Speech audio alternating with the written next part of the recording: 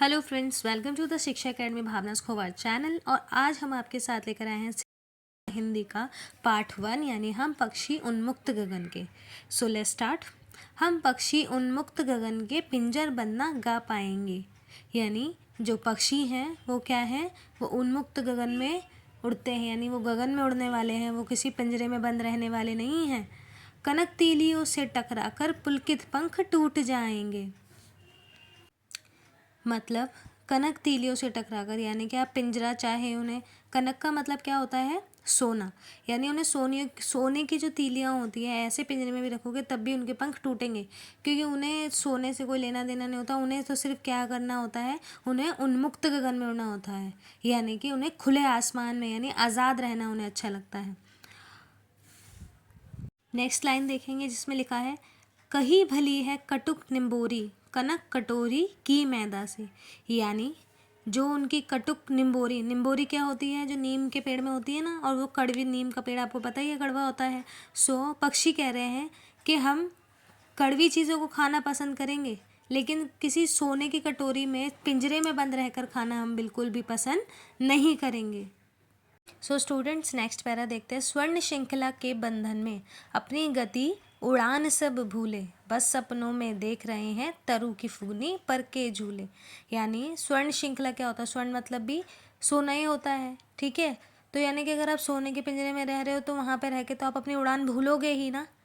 सो यहाँ पे है कि बस सपनों में देख रहे हैं तरु की फुगनी पर के झूले। तरु यानी पेड़, वो सपना देख रहे हैं कि हम भी पेड़ों पे जाकर झूला झूले। उन्हें कोई शौक नहीं है यहाँ पर इस पिंजरे में बंद रहने का। ऐसे थे अरमान के उड़ते नीले नभ की सीमा पाने, लाल किरण सी चोंच खोल चुगते तारक अनार के दाने। सो ऐसे थे अरमान के उड़ते नीले नभ की सीमा पाने, यानी कि जो पक्षी हैं जब आप उन्हें पिंजर में बंद रखोगे, जो उसकी तीलियां हैं यानी कि जो क्या है, पिंजरे के समान है, चाहे वो सोने की तीलियां ही क्यों ना हो। सो वो चाहते हैं कि वो नीले आसमान में उड़ें, नभ में अपनी सीमा पाना चाहते हैं। लाल किरण सी चोंच खोल चुगते तारक अनार के दाने। सो जैसे यहाँ लिखा, लाल किरण सी चोंच खोल चुगते तारक अनार के दाने, यानी कि अपनी चोंच खोल कर वो क्या करना चाहते हैं, अपनी आँखों को, आँखों की जो पुतलियाँ हैं, तारक मतलब आँखों की पुतलियाँ, ऐसे ही जो जितना भी उन्हें देखना है वो सब अपने आँखों अनार के दानों की तरह चुगना चाहते हैं, यानी हर चीज़ अपने आँखों से देखना चाहते हैं, ना कि एक पिंजरे में बंद रहना चाहते हैं।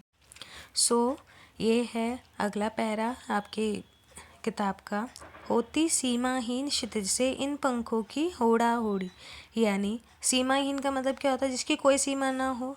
जो पक्षी चाहते हैं कि हम भी, जो क्षितिज है, क्षितिज का मतलब क्या होता है, जहाँ पे आसमान और जो समुद्र या ज़मीन है वो ऐसे मिलती हुई प्रतीत होती है, यानी दोनों एक साथ हैं। तो ये कहते हैं कि होती सीमाहीन क्षितिज से इन पंखों की होड़ा होड़ी। होड़ा होड़ी यानी कि जो क्षितिज है उनसे हम भी बराबरी करते, है ना। या तो क्षितिज मिलन बन जाता या तंती सांसों की डोरी, और फिर हम भी क्षितिज पे जाके उससे अपना मिलन कर लेते।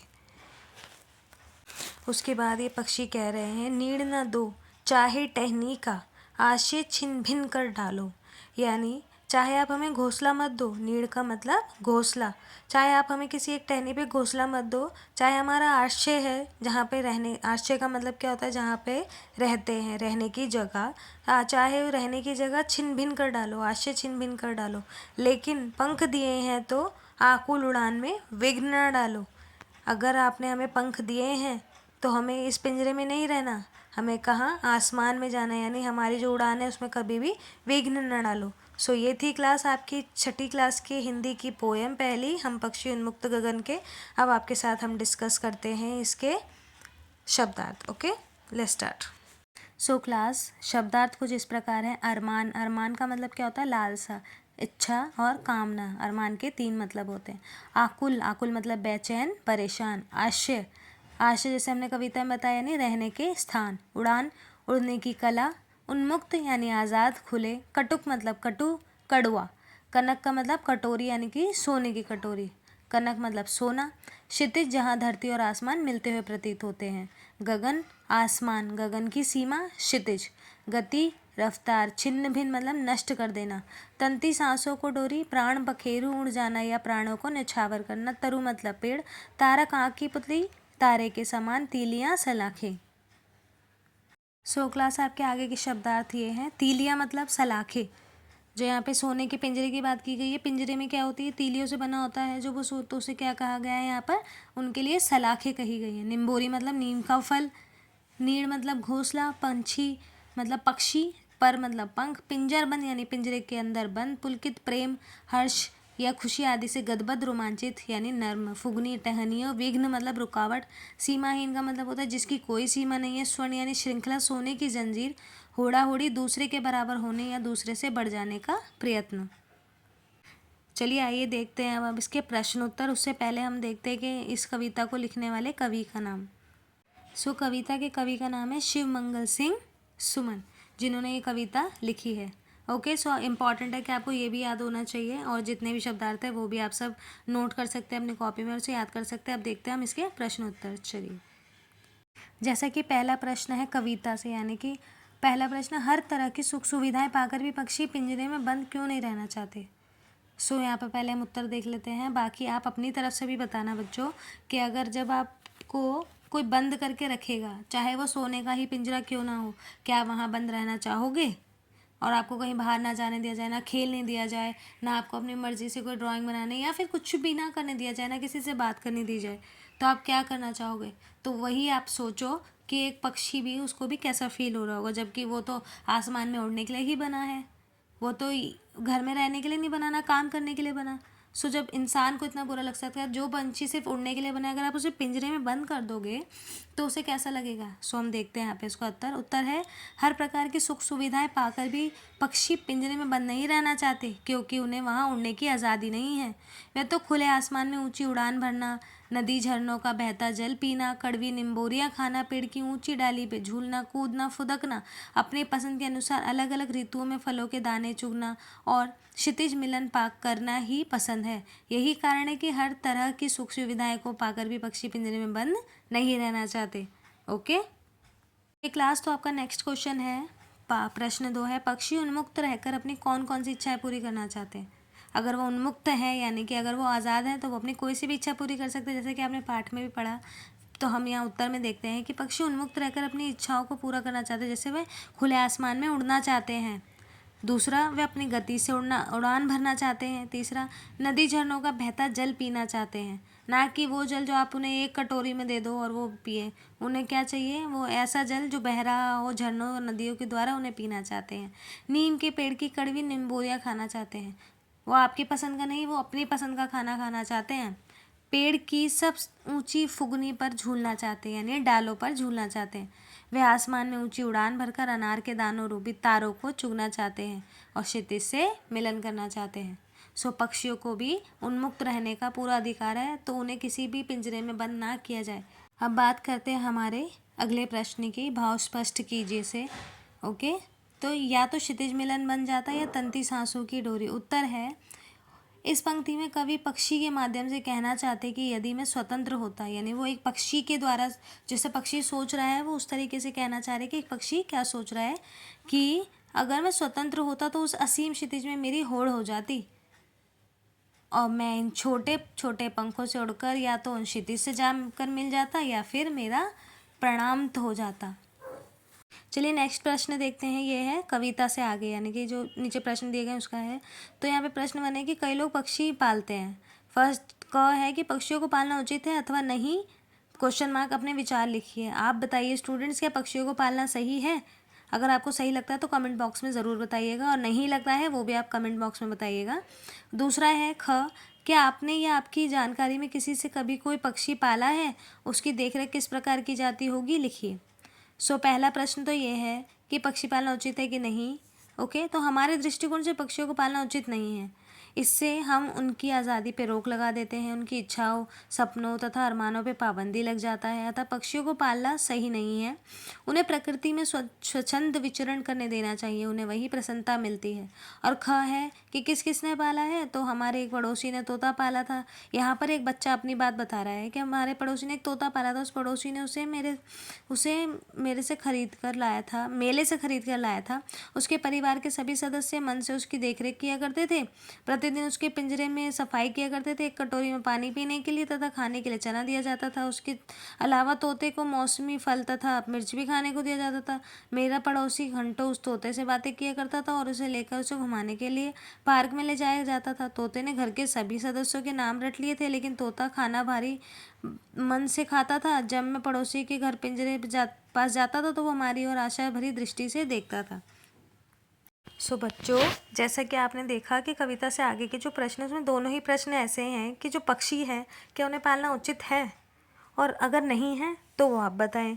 और दूसरे में क्या है, क्या आपके आसपास किसी ने पक्षी पाला है। तो दोनों प्रश्नों के उत्तर तो आपको मिल गए, लेकिन जैसे कि पहले प्रश्न में कहा गया कि ये पक्षियों को पालना कभी भी उचित नहीं है, क्योंकि किसी को भी पिंजरे में बंद रखना एक सबसे बड़ा दुष्कर्म ही कहेंगे उसे, यानी कि बहुत गलत बात है। आप किसी को भी कभी भी पिंजरे में बंद करके नहीं रख सकते, क्योंकि अगर आप उसे ऐसे करके रखोगे तो उसकी खुद की पहचान खो जाएगी और वो जैसा रहना चाहता है वो वैसे नहीं रह पाएगा।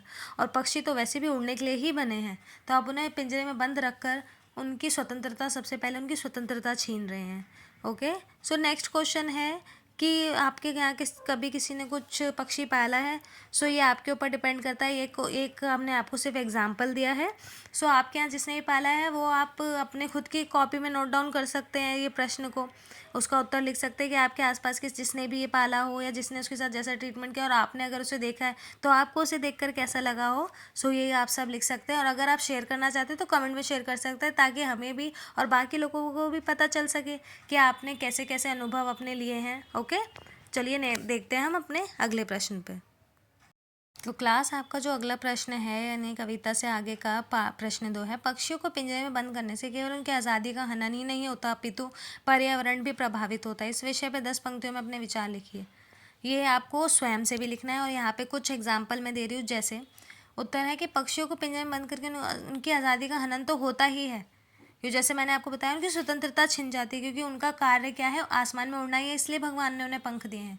और आप उनको रोकोगे तो उनका और काम क्या है। और बाकी पर्यावरण का हनन कैसे होता है कि जब तक पक्षी नहीं जाएंगे, फलों पे नहीं बैठेंगे, वो फल नहीं पकेंगे या फिर जो फूल हैं वो कैसे खिलेंगे। सो यहाँ देखते हैं क्या लिखा है कि जब पक्षियों को पिंजरे में बंद करके उनकी आज़ादी का हनन होता ही है, क्योंकि उनकी प्रकृति में उड़ना है। पिंजरे में बंद करके हम उन्हें पराधीन बना लेते हैं, यानी कि अपने अधीन कर लेते हैं, जिससे उनकी आज़ादी तो समाप्त हो ही जाती है, साथ ही पर्यावरण भी प्रभावित होता है, क्योंकि पर्यावरण को संतुलित करने में भी पक्षियों का सहयोग रहता है। पक्षी आहार श्रृंखला को नियमित करते हैं, जैसे घास को टिड्डा खाता है, टिड्डे को पक्षी खाते हैं। यदि पक्षी ना हो तो टिड्डों की संख्या अत्यधिक हो जाएगी जो फसलों को नष्ट कर देंगे। यदि टिड्डे ना हो तो घास इतनी बढ़ जाएगी कि मनुष्य परेशान हो जाएगा। तो पर्यावरण के लिए हर चीज़ ज़रूरी है, और आप किसी भी हमारे पर्यावरण के साथ खिलवाड़ नहीं कर सकते। सो आप कभी भी ऐसे पक्षियों के साथ नहीं कर सकते ताकि उन्हें कोई भी तकलीफ़ हो। ओके, सो ये आपको अपने पॉइंट ऑफ व्यू से भी लिखना है।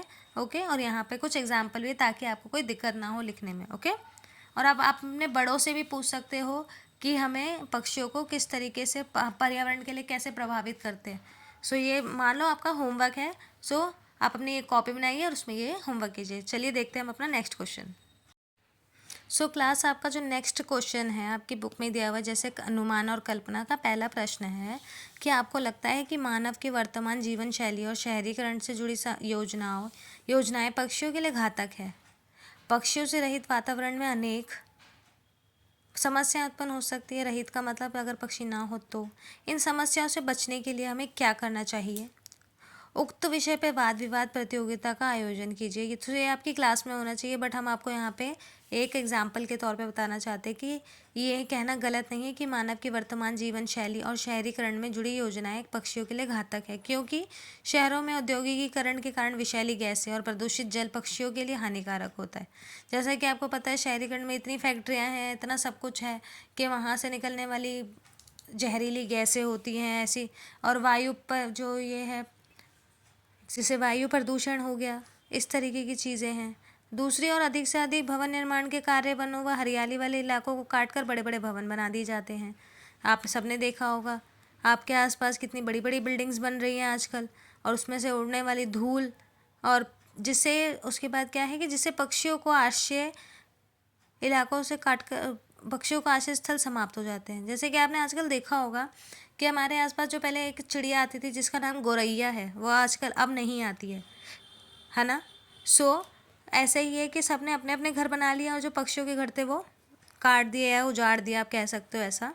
अपने अपने सुविधाओं के लिए इंसानों ने जो जीव जंतु हैं उनकी सभी प्रकार से हानि ही पहुंचाई है, चाहे उनका रहने का स्थान हो या खाने की चीज़ों के लिए है। साथ ही वृक्षों को प्राप्त खाद्य पदार्थ, फल फूल आदि उन्हें नहीं मिल पाते। ऐसा होने पर उन्हें बहुत मुश्किलों का सामना करना पड़ता है।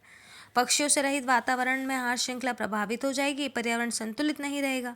इसके लिए हमें अधिक से अधिक वृक्ष लगाने चाहिए, बाग बगीचों का निर्माण करना चाहिए, फैक्ट्रियों को भी शहरों से दूर लगाकर धुएं प्रदूषित जल हेतु उचित प्रबंध करने चाहिए।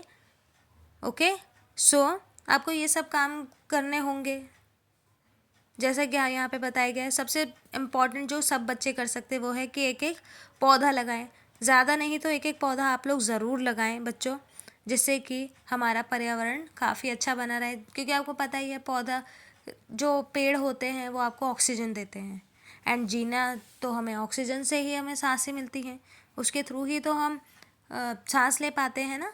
सो आपको यही करना है, आपको इसको पाठ को पढ़ते हुए आपको एक पेड़ ज़रूर लगाना है, और जो लगाएगा वो कमेंट सेक्शन में ज़रूर बताएगा कि आपने पेड़ लगाए हैं।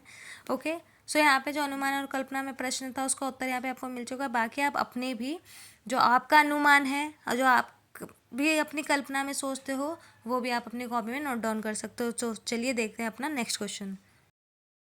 तो क्लास अनुमान और कल्पना से आपका जो नेक्स्ट क्वेश्चन है वो ही, यदि आपके घर के किसी स्थान पर किसी पक्षी ने अपना आवास बनाया है और किसी कारणवश आपको अपना घर बदलना पड़ रहा है, तो आप उस पक्षी के लिए किस किस तरह के प्रबंध करना आवश्यक समझेंगे और यहाँ पे लिखना है। सो ये भी आप अपने पॉइंट ऑफ व्यू से बता सकते हैं। बाकी देखिए मैंने एक एग्जाम्पल दिया हुआ है, जैसे यहाँ पे लिखा है, यदि हमारे घर के किसी पक्षी ने घर में किसी भी पक्षी ने अपना घोंसला बनाया हो, तो किसी कारणवश हमें घर बदलना भी पड़ रहा हो ना, तो हम प्रयास करेंगे कि जब तक घोंसले में रखे अंडों से बच्चे ना निकल जाएं और पक्षी उन्हें उड़ना ना सिखा ले, तब तक घोंसलों को ना छेड़ा जाए। क्योंकि आपको पता ही है, अगर आप किसी भी पक्षी के अंडे पर अगर हाथ भी फेरते हो तो उसके बाद वो अंदर जो पक्षी का बच्चा है वो नहीं बनता है, वो अंडा खराब हो जाता है। यदि फिर भी घर छोड़ना अनिवार्य हुआ तो उस घर में जाने वाले नए परिवार से मिलकर ये अनुरोध करें कि वो घोंसलों का यथावत रहने दें, जैसे कि घोंसला है वैसे रहने दें और उन्हें ना छेड़े तथा उनका ध्यान रखें। नेक्स्ट है भाषा की बात, यानी भाषा की बात का पहला प्रश्न है कि स्वर्ण श्रृंखला और लाल किरणें सी में रेखांकित शब्द गुणवाचक विशेषण है। कविता से ढूंढकर इस प्रश्न के 3 और उदाहरण लिखिए। उत्तर है कनक तीलियां, कटुक निम्बोरी, ताराकना। सो ये है गुणवाचक विशेषण। सो क्लास जैसे कि आपने पहले क्वेश्चन में देखा कि आपको क्या बताना था, गुणवाचक विशेषण बताना था वहाँ पे।